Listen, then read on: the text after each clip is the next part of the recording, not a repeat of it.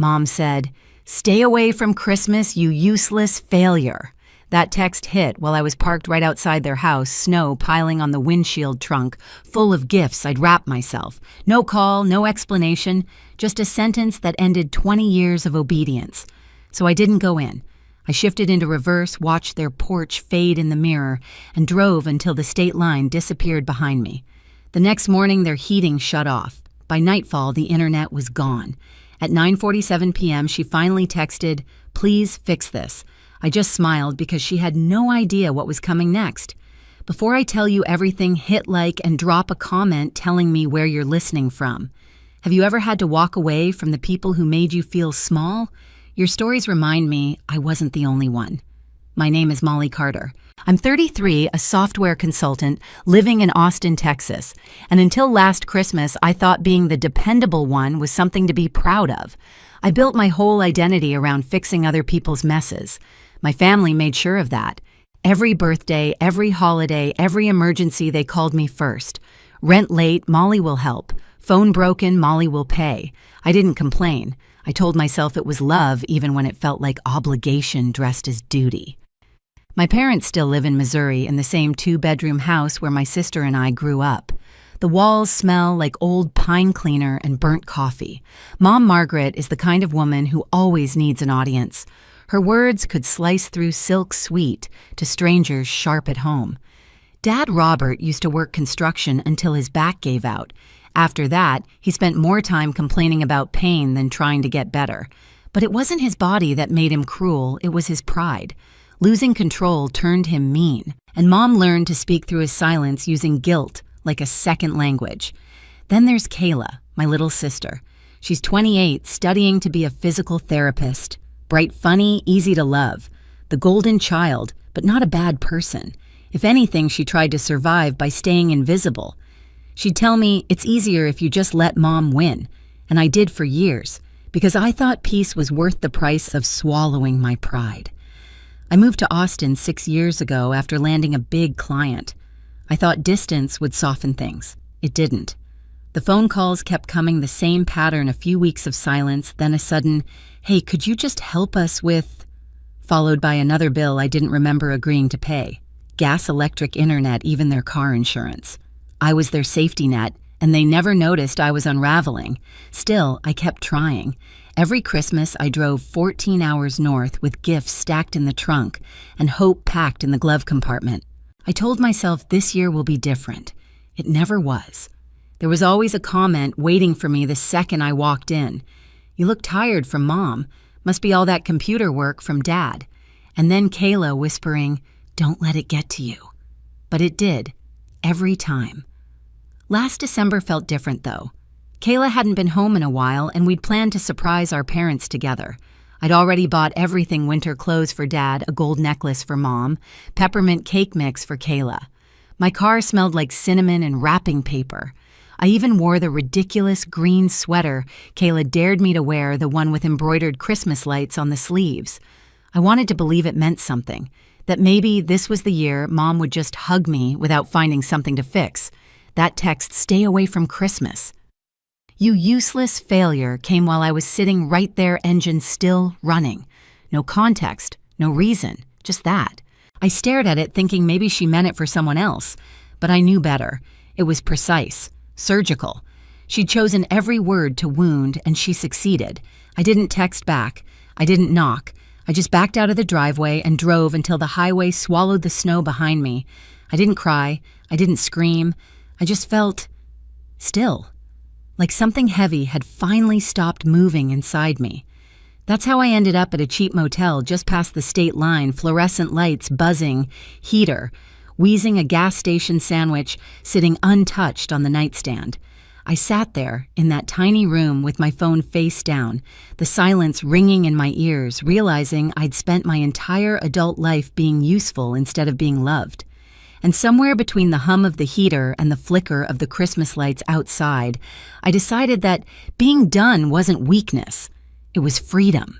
The next morning, the sun crept through the blinds like it had no idea the world had shifted overnight.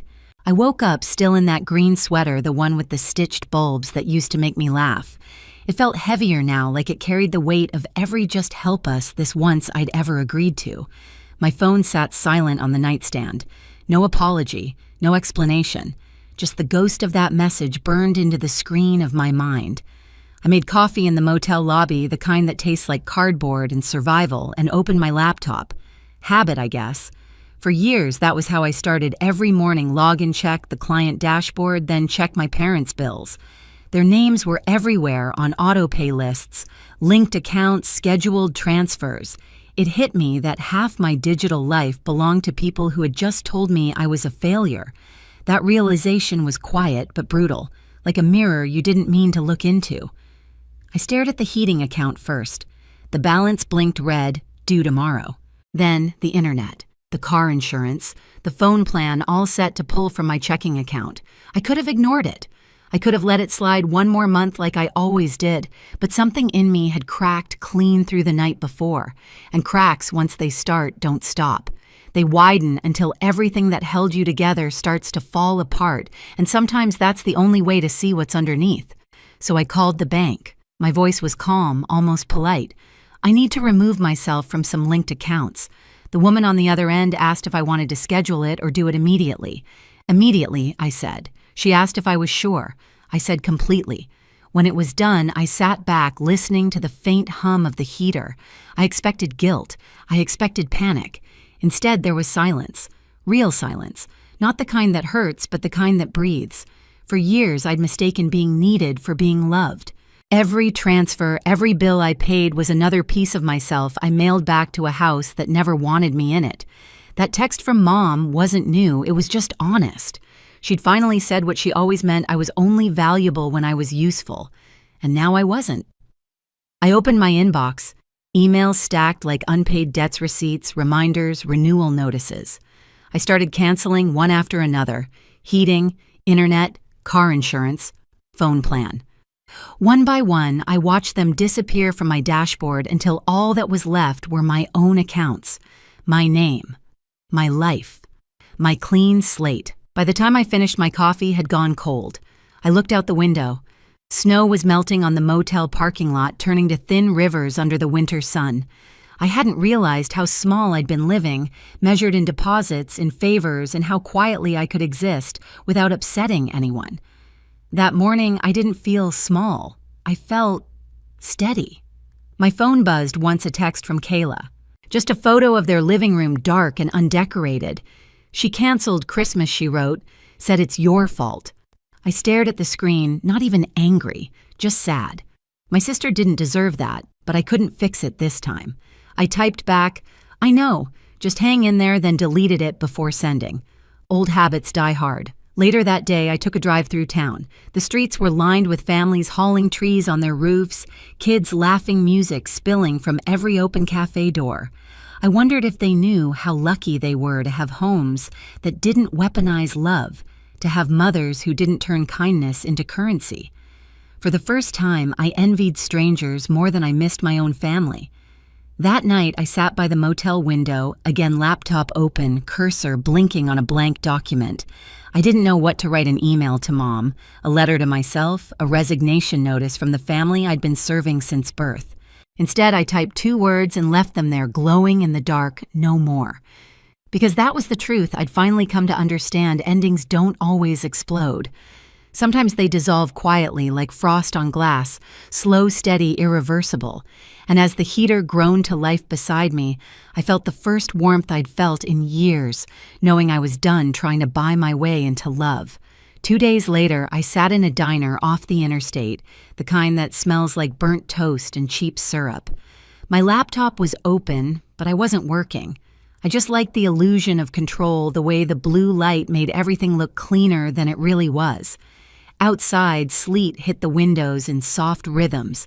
The world was gray and quiet. That's when the first notification popped up on my phone.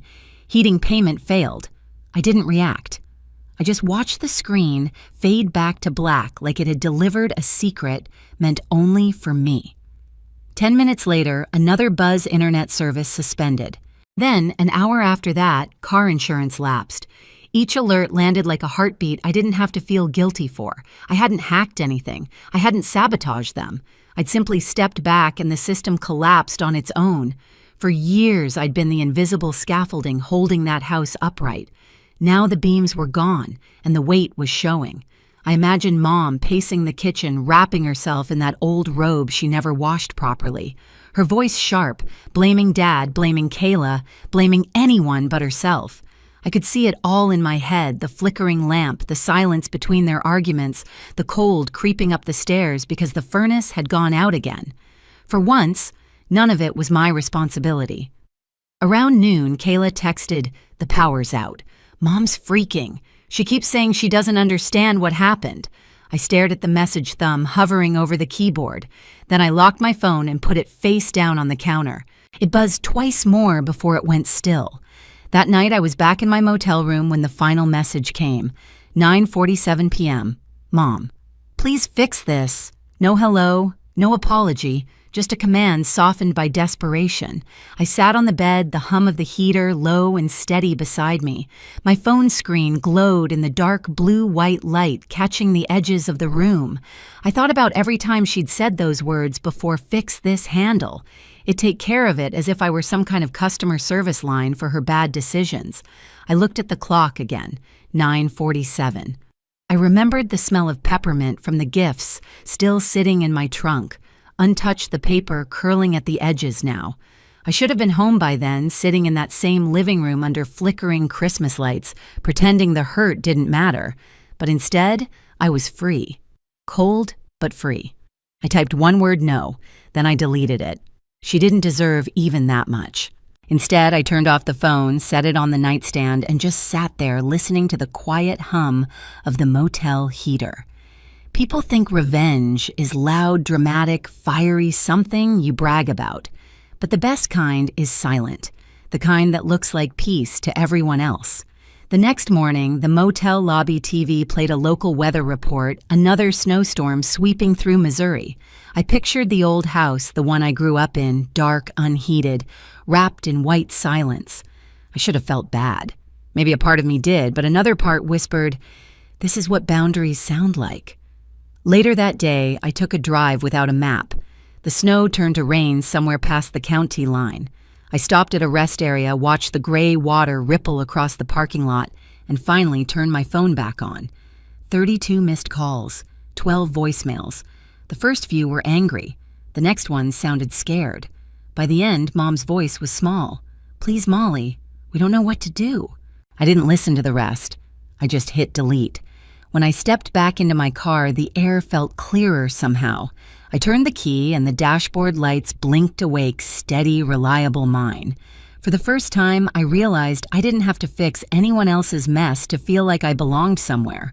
I drove until the radio static faded, until there was nothing but the hum of the tires and the soft, sure voice in my head repeating what I'd been too afraid to say for years. You don't owe them peace if they keep building war. By mid-January, the silence started to change. It wasn't peaceful anymore. It was waiting. Every day felt like the pause before a storm. Kayla called one night, her voice small, almost apologetic. "Something's off," she said. "Mom's been forgetting things. Dad keeps saying she's sick. They're fighting all the time." I didn't know what to say. I'd spent weeks ignoring their chaos, trying to relearn what quiet felt like. But a part of me still cared, and that part hated itself for it. "Just keep your distance," I told her. A few days later, my phone rang again, this time from a number I didn't recognize. It was Aunt Lee, calm, direct the way she'd always been. "Molly," she said, "we need to talk. There's something you should know." We met halfway in a diner that smelled like bleach and bacon grease. She came in holding a worn manila folder thick with papers. She didn't order coffee. She just slid the folder across the table. "I've been keeping these," she said, "for a long time." Inside were copies of my checks, transfers I'd made over the years to help with bills, but some of them had been cashed by someone else. Not Mom, not even in her handwriting. The signatures were all the same, awkward, slanted masculine. Dad's. "He's been moving money between accounts," Aunt Lee said, "using your mother's name, telling her you stopped helping years ago." The diner noise blurred. Forks, clinking doors, opening, laughter, it all dissolved into static. He told her I abandoned them. Aunt Lee nodded. She believed him. Everyone did. I didn't realize I was shaking until she reached across the table and steadied my hand. "I'm going over there," she said. "This weekend. You should know what's coming." Saturday arrived gray and brittle. Aunt Lee didn't warn anyone. She just showed up at the house. Kayla was already there dropping off groceries.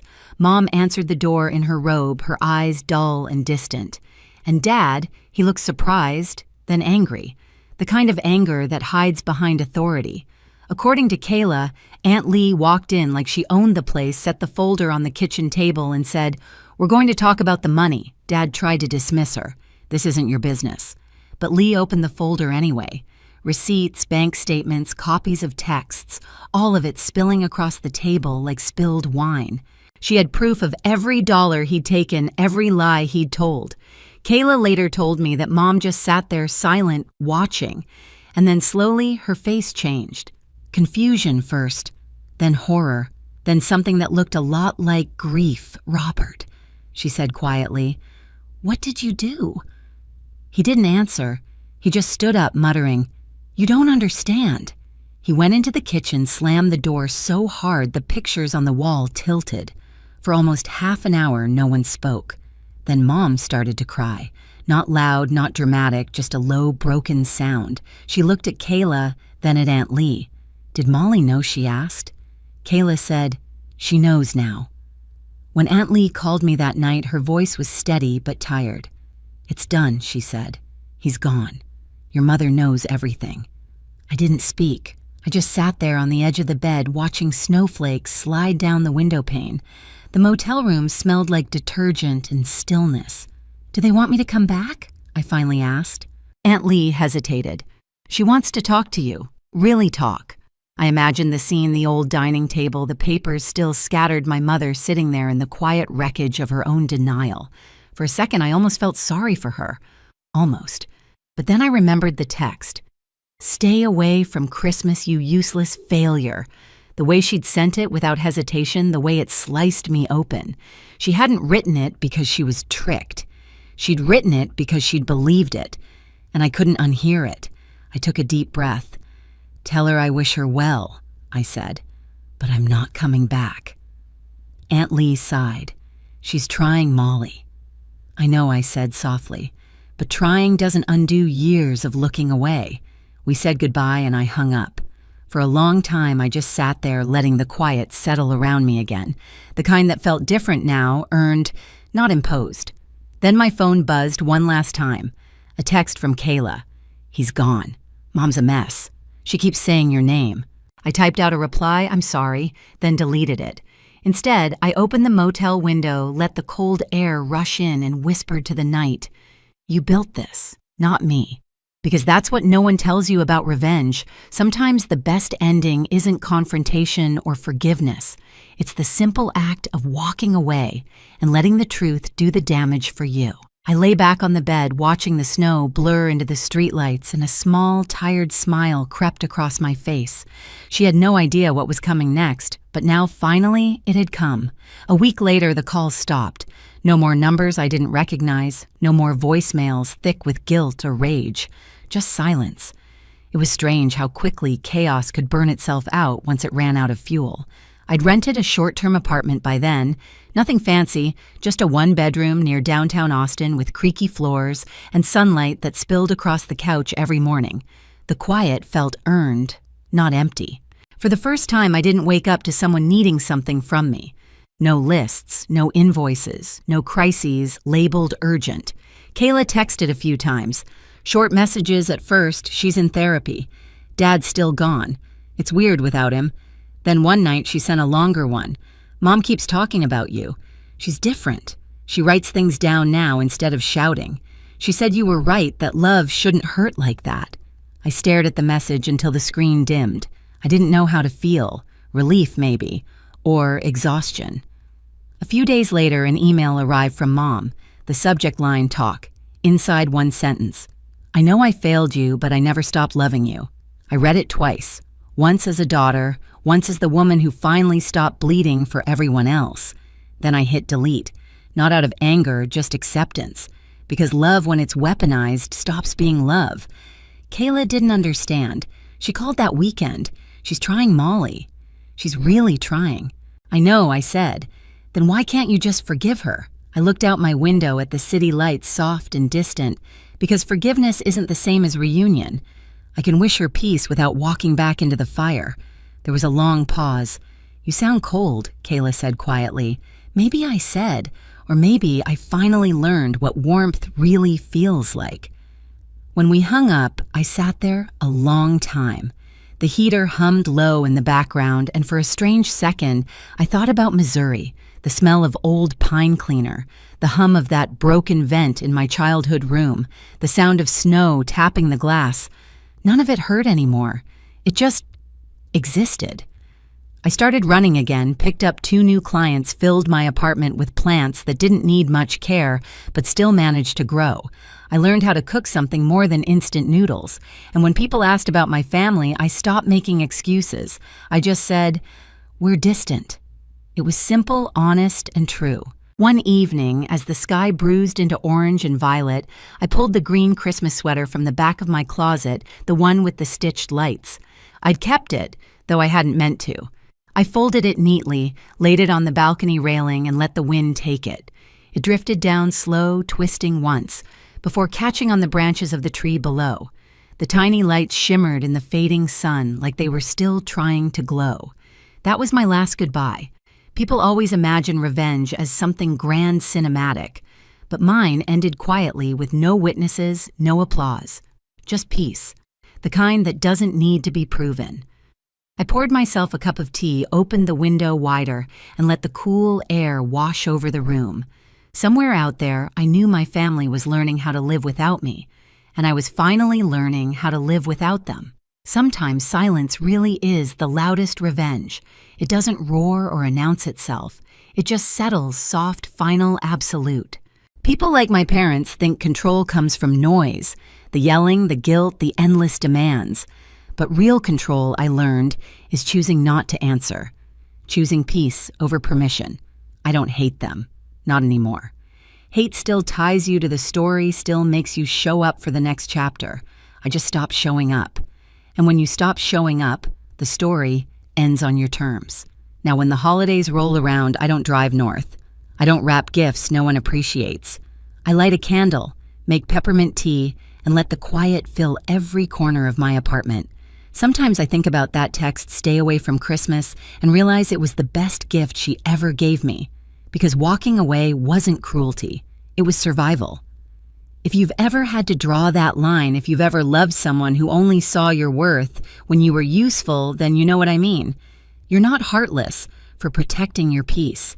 You're just done being burned. And if you've been there, if this story hits a little too close, leave a comment and tell me where you're listening from. I read them all. They remind me that stories like mine aren't rare. They're just rarely told out loud. Hit like, share it with someone who needs to hear it, and subscribe so you don't miss the next story. Because sometimes the only way to rebuild a life is to finally stop fixing everyone else's.